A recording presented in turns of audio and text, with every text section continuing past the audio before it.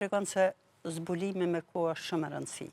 Sidomos tek pediatri. Sepse fëmijët nuk din nga një herë pa u paraqit simptomet nuk din me tregu. Sigurisht. Po cilat janë disa prej gabimeve që prindrit i bëjnë ndoshta që nuk i sjellin fëmijët në kohë se diçka tjetër? Ne.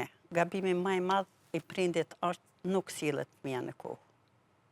Mandej gabimi i dytë është se fillojnë me terapi pa u konsultuar me mjekun.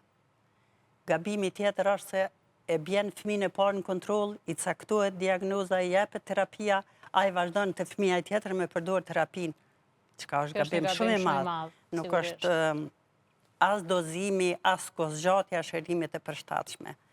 Po këtu janë gabimet. Ka prindër që realisht bëjnë gabime edhe më të rënda, që shpesh herë edhe antibiotikët përdorin antibiotik të virozat për shembull, pa kritere.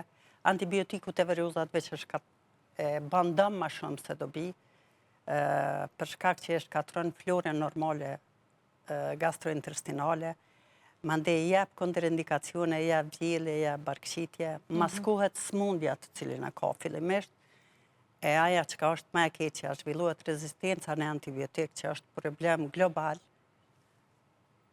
në ditët e sotit. Kjo është e qartë.